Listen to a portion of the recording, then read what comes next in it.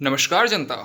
मेरे पास हेमंग भट्ट 904 का कमेंट था। वो मुझसे कहते हैं लॉन्ग राइड टिप्स दीजिए भैया, और मैंने उनको रिप्लाई किया था sure sir. Long ride tips, देखिए आपको क्या क्या चीज़ें कैरी करनी है इसके बारे में तो आपसे बेहतर कोई नहीं जानता, बिकॉज बॉडी की क्या नीड है वो आप बेहतर जानते हैं।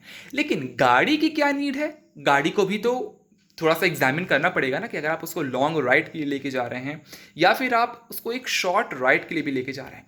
देखिए मेरी अपनी लाइफ की जो लॉन्ग राइड थी वो थी 25 किलोमीटर्स की।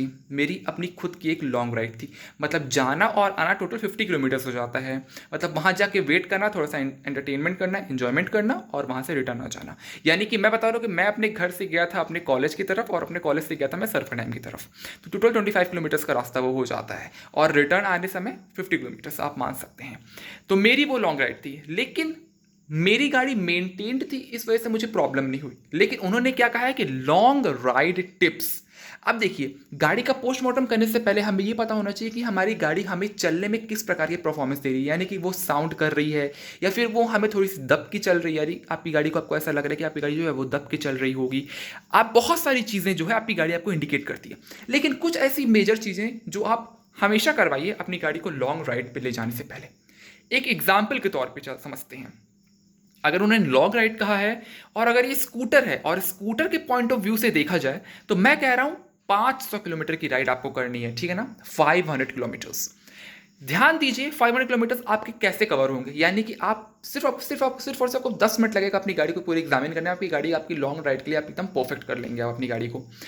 ध्यान दीजिए कि आपने अपनी गाड़ी का इंजन ऑयल कब चेंज करवाया था, और अगर आपने अपनी गाड़ी का इंजन ऑयल बहुत पहले चेंज करवाया तो उसे चेंज करवा लीजिए। बिकॉज मौसम के अनुसार आपको देखना है कि आप अपनी गाड़ी की राइड को कंटिन्यू कर सकते हैं कि नहीं कर सकते हैं।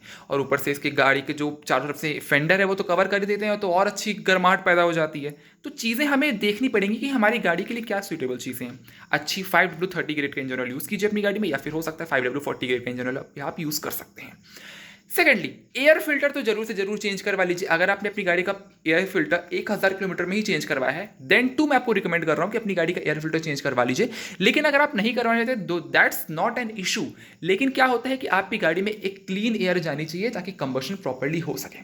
थर्डली, अपनी गाड़ी में देख लीजिए कि टायर प्रेशर कितना है। यानी कि कभी भी आप, एक मैं टिप दे रहा हूं आपको, कभी भी जब अपनी गाड़ी में हवा डलवाने के लिए जाए ना, तो क्या करते हैं जो हवा डालने वाले होते हैं वो तुरंत देखते हैं कि अच्छा आपकी गाड़ी में कितना है। मैंने कहा फॉर एग्जांपल मेरे गाड़ी में अभी मैं डलवा के आया हूं कल अपनी गाड़ी में, तो मेरी गाड़ी में आगे के टायर में 10 पॉइंट हवा थी।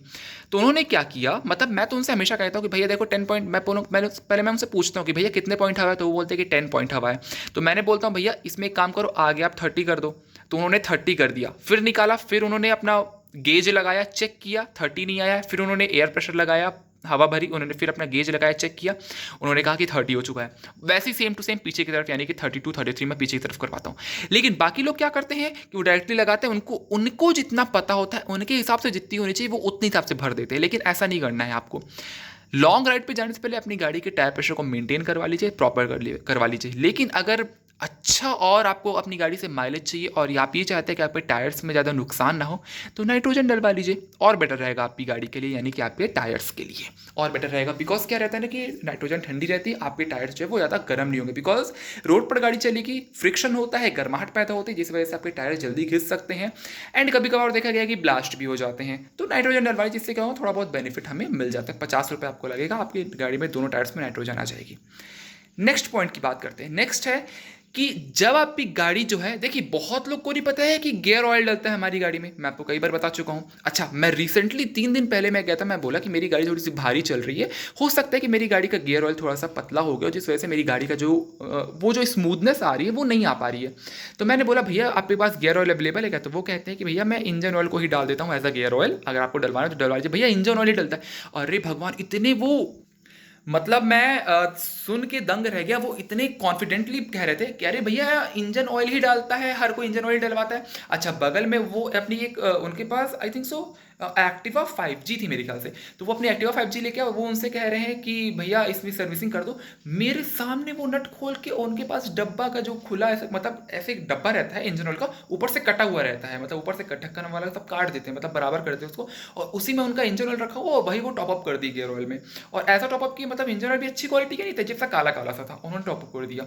मतलब मैंने बोला कि भैया इसमें गियर ऑयल डाल दीजिए। मैं बोला, पहले मैं ऐसे बोला, भैया स्कूटी का गियर ऑयल है क्या? तो बोलते हैं कि भैया स्कूटी का गियर ऑयल नहीं आता, इंजन ऑयल ही डलता है उसमें। और इंजन, वो जो बैठा रहता है कुर्सी में, जिसको बॉस कहते हैं हम लोग, सेठ कहते हैं, तो वो भी क्या बोलते हैं, भैया गियर ऑयल ही डलता है, इंजन ऑयल ही डलता है, भैया आप क्या गियर ऑयल डलवा रहे हो, ये है वो है। बोला ठीक है भैया, मैं ठीक है भैया बोल के चल दिया। तो आपको ऐसी गलती नहीं करनी। गियर ऑयल आप चेक करवा लीजिए आपकी गाड़ी में गियर ऑयल कितना डल रहा है कितना नहीं डल रहा है, यानी कि गियर ऑयल आपकी गाड़ी में अच्छा होना चाहिए। नेक्स्ट, पेट्रोल का देख लीजिए, बिकॉज कहीं कहीं पे आपको फ्यूल स्टेशंस नहीं मिलते, जिस वजह से आप भटक सकते हैं। लॉन्ग राइड पे आप एक काम कीजिए, आप एक एक्स्ट्रा 1 लीटर की बॉटल या 2 लीटर की बॉटल अपने डिक्की में कैरी कर सकते हैं, जिससे क्या होगा कि आपके पास एक एक्स्ट्रा एडवांटेज रहेगा कि अगर आपकी गाड़ी का जो फ्यूल है वो खत्म हो गया तो आप उसे टॉपअप कर सकते हैं, बिकॉज इसकी एक्चुअल एवरेज है ना आपको बहुत कम कम मिलती है। सिक्स्थ, कभी भी इसके रेंज पर रिलाय मत कीजिएगा, यानी कि इसका रेंज आपको बता रहा है कि 500, मतलब 500 बहुत ज़्यादा हो गया, कि 150 किलोमीटर आपको इसका रेंज दिखा रहा है। जैसे कि अभी तो मेरी गाड़ी में मेरे को रेंज दिखाएगा ही नहीं, बिकॉज इसकी जो रेंज है वो हट चुकी है, बिकॉज पेट्रोल एकदम फुल हैवी एवरेज दिखाएगा आपको, रेंज नहीं दिखाएगा, टोटल पे आ जाएगा। तो अगर आपको रेंज 150 किलोमीटर दिखा रहे तो आप ये मान के चलिए कि 140 किलोमीटर आपकी गाड़ी चलेगी। मैं ये कह रहा हूँ कि 160 भी चल जाएगी, ऐसा नहीं कह रही हूँ कि 60 ही चलेगी, 160 भी चल जाएगी, लेकिन दिक्कत क्या हो जाती है कि आपकी गाड़ी में जो है, मतलब वो चीज़ समझ रहे हैं ना आप, कि मतलब तेल खत्म भी जाएगा, फ्यूल पंप भी जल जाएगा, प्रॉब्लम ही प्रॉब्लम हो जाएंगी, तो आप समझ रहे हैं ना। तो आपको अपनी गाड़ी में एक एक्स्ट्रा पेट्रोल की बोतल कैरी करनी है। बस इतनी सी टिप्स हैं आपकी अपनी गाड़ी के लिए, और कुछ भी नहीं करना है। लेकिन अब जब आप कंटिन्यू राइड में चल रहे हैं तो कुछ देर का स्टॉपेज लीजिए। मतलब मान लीजिए मैंने आपसे कहा कि आप कंटिन्यू जा रहे हैं, तो आप 30 किलोमीटर 35 किलोमीटर बाद अपनी गाड़ी का थोड़ा स्टॉपेज लीजिए, 10-15 मिनट वेट कीजिए, अपनी गाड़ी को थोड़ा सा कूल डाउन होने दीजिए, आप भी थोड़ा सा कूल डाउन होइए, एंड उसके बाद अपनी गाड़ी के साथ आप अपने राइड को कंटिन्यू कर सकते हैं।